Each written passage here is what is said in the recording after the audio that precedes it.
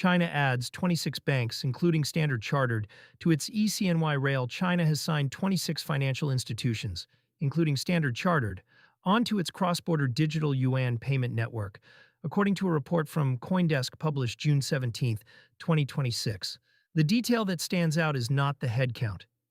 It is that a large international bank with a deep Western footprint is now wired into a settlement rail run by China's central bank.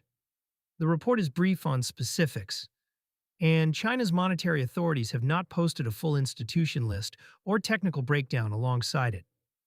Treat the 26 figure and the Standard Chartered name as the confirmed facts, and the rest is open. Even at that level, the move fits a pattern Beijing has been building for years. Payment infrastructure that clears in renminbi and does not have to pass through the dollar-denominated correspondent banking system, or SWIFT messaging.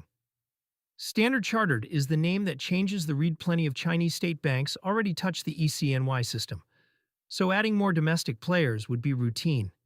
A bank like Standard Chartered is different. It is headquartered in London, regulated across multiple Western jurisdictions, and built its business on trade finance corridors between Asia, Africa, and the Middle East. Those are precisely the corridors where a renminbi settlement option competes most directly with dollar clearing. An international bank joining means the network is meant to be used for real cross-border flows, not just demonstrations between Chinese entities. Whether the other 25 institutions skew domestic or include more foreign names will determine how far that reach actually extends, and that is the figure to watch in any follow-up disclosure. A rail designed to skip the dollar leg.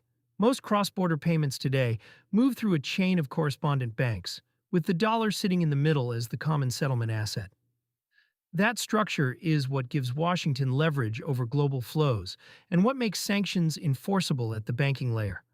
A digital yuan network that lets participating banks settle directly in e-CNY removes the dollar leg for any corridor where both sides agree to use it. This is the same strategic logic behind China's mBridge project, the multi-central bank platform positioned as an alternative to SWIFT. The cross-border e-CNY network reported here is a separate track, focused on the digital yuan itself rather than a shared multi-CBDC bridge, but the destination is the same: fewer mandatory touchpoints with dollar infrastructure for trade between China and its partners. CBDCs and stablecoins are converging on the same job.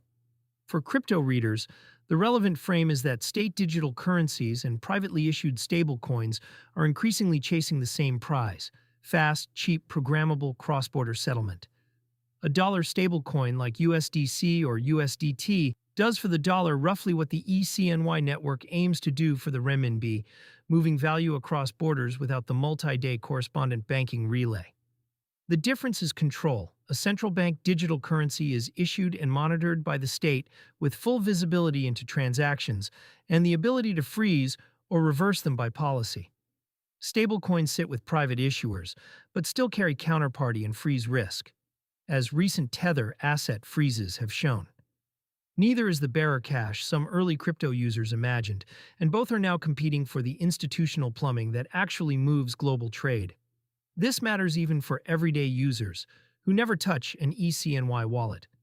The rails that settle cross-border value are the same rails that, downstream, fund the stablecoin balances many crypto cards draw on when you spend.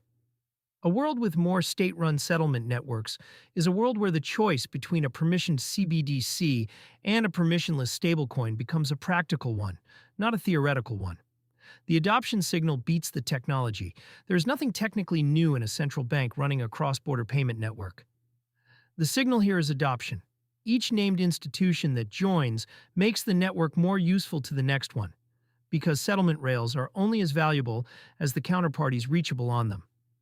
A Western-regulated bank deciding the e-CNY corridor is worth supporting is a vote on where it expects cross-border demand to go. What remains unconfirmed is volume.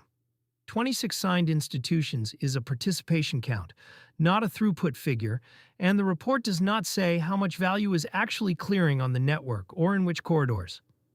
Until China or the participating banks disclose flow data, the right posture is to track who joins next, rather than to assume the dollar's role in trade settlement has meaningfully shifted on the back of one announcement.